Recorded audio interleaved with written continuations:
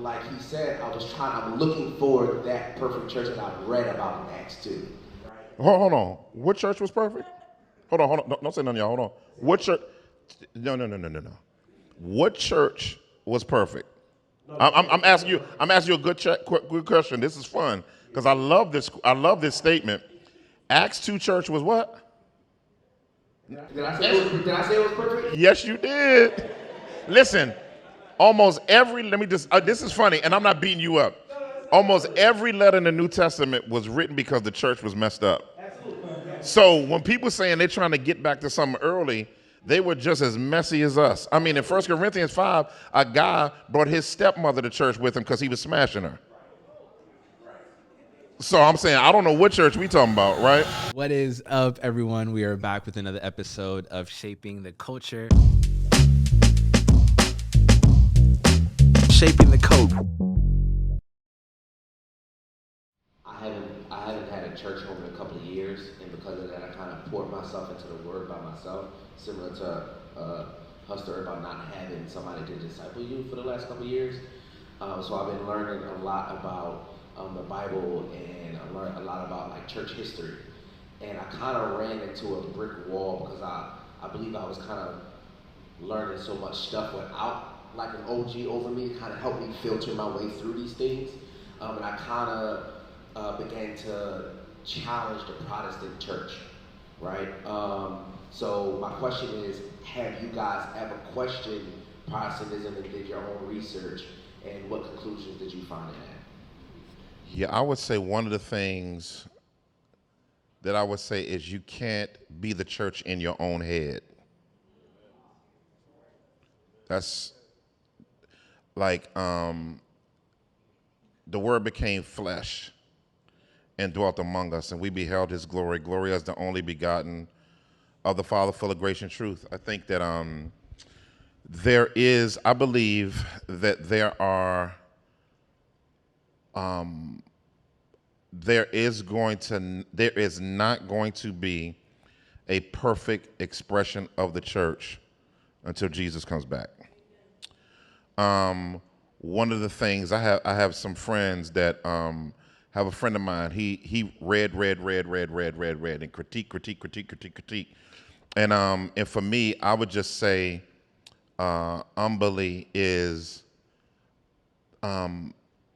like for me with the Protestant church, like I think that I would say this. 1 Peter 5. I want to say this as graciously as I can. The enemy is like a roaring lion, and he seeks who he may devour. Many times when I watch National Geographic or a reel, they like to pick off the person, the one that's most distant from the flock. One of the things that I try to let people know, I try to tell my church, because I got a lot of church hurt people in my church. One of the things I'm always shepherding them in, I said, you weren't just saved to be in a relationship with God. I said, that's not the gospel. That's not the gospel. The gospel is you were reconciled to God, and you were put into a community to be reconciled to that people. And that's why John says, you have fellowship with us, and we have fellowship with him. 1 John chapter 1 and 2 is about people who are trying to do their faith by themselves and think that their relationship with God is enough when that's not it. And so I think that I would encourage you to process with the church, not apart from the church, because our relationship with God was never meant to be singular. We have in our country, in the West, we have a very unhealthy individualism that we think it's Jesus and me, and that's not the Christian faith. And so I would say that there are things that are a challenge in the Protestant tradition, but I just think that we got to get in the game. That's why people mad at Stephen A. now. Stephen A. watches a lot of basketball, study a lot of basketball, but he's never been an NBA player. And what I would say is it's easy to commentate. It's very difficult to get on the court. And so I would just encourage any believer to, because when you're on the court and you're dealing with souls and you're dealing with people, it hit different than when you're just reading and Googling. It hits different. So that's what I would encourage, my brother. Hopefully that helps. What's your name, bro? Jarrell. Can I ask you a couple questions? In your question, I kind of heard a couple of things.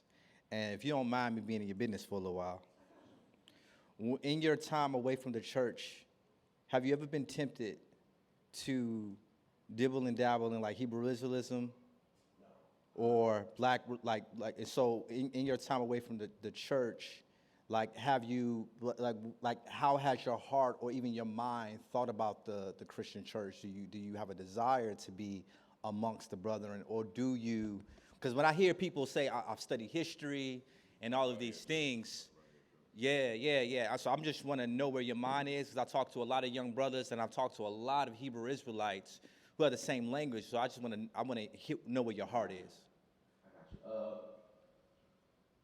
Not Hebrew Israelite per se, but more so because I've read about the schism of was that 1054 Yes. and Martin Luther 1517 and all that stuff. My problem was, should I be Protestant? Should I be Catholic? Should I be Orthodox? So what's the true church, right?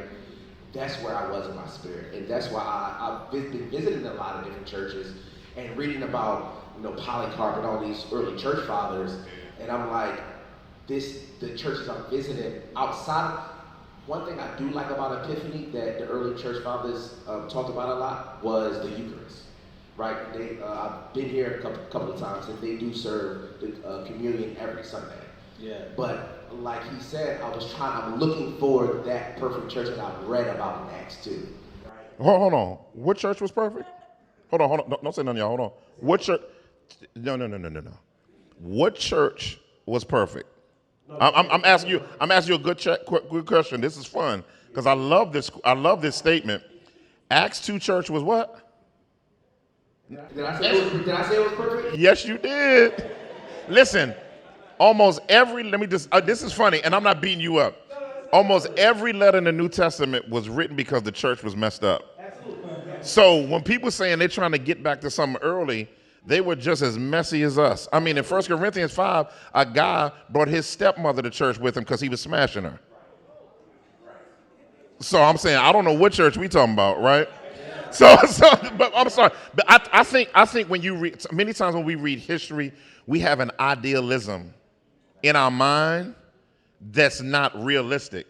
And so for me, I'm like when we talk about the Catholic Church and we talking about the Orthodox Church, the Ethiopian Tewahedo Church, the Coptic Church, the Armenian Orthodox Church, I've jammed up. Let me just say this: I've jammed up Orthodox cats because they'll say, "Come home." I said, "I'll come home when you do evangelism," because I said all y'all do is try to get Protestants to come back to your church, but I don't know. I've never seen y'all send a missionary out anywhere. When the Great Commission, so I'm looking at biblical principles, not liturgical traditions. That's very important. So for me, Jesus, this is what Jesus said. Disciples like, who that cat over there using your name? He said, if he's not against us, he's for us. And so I think what makes a church biblically, not what liturgical tradition is on point. And so, because I know some Catholics that got a beastly, their Trinitarianism is nasty. They're Trinitarianism, but when you ask them how do you get saved, well, baptism, you got to live, it gets all far. That's not the church then. If you can't give me the gospel very clearly, and you talking about this and that, you're adding to the cross, cluttering the cross. And so for me, the gospel is where the tradition begins. And so if Jesus isn't sent, their Christology be beastly, their Trinitarianism be beastly, but their soteriology be foggy. Anybody with a foggy soteriology, Paul says, may they go to hell. Agenital. In Galatians chapter 1, he says, may they go to hell. That's another gospel. Whenever you say Jesus plus anything, that's another gospel. Yeah, and so that's what I would encourage you, brother. That's what I'm encouraging. And I'll just quickly say, the reason why I asked you the question, not to put you on blast, not to I hope you don't feel that way. No. I needed to come here because I don't have anybody to talk to about this stuff. Yeah, I mean, I think that's what I don't want. have community. That's what I want to encourage you the most, because you know, me as a thinker, like I know me being a thinker away from community is bad, right? And so I think Pastor Mace is right. Like you have to be connected to a community, but also to like rest in the key foundational essentials of the gospel. Like because when you talk about Catholicism, I mean, there's so many sacraments and so many types of things that you have to do in order to like, and so the Christian faith has never claimed to be a perfect church or perfect people. But the fact that our gospel teaches us that we're saved by grace through faith alone, it lets us know, no, we're messed up people, but we just trust in the holy God, right? And so that's the thing that I think should be the most attractive thing about the Christian faith, is that it is not of our works, right? It's like the whole Bible is filled with a whole bunch of fallen men that points to a perfect God. And the other religions and the other things that you just pointed to, they don't. And I wish I could go deeper into all that, because we don't have enough time. But just get connected to a community. That's what I encourage you. Get connected to some solid brothers and some solid sisters that love Jesus, who can point you to truth. Shaping the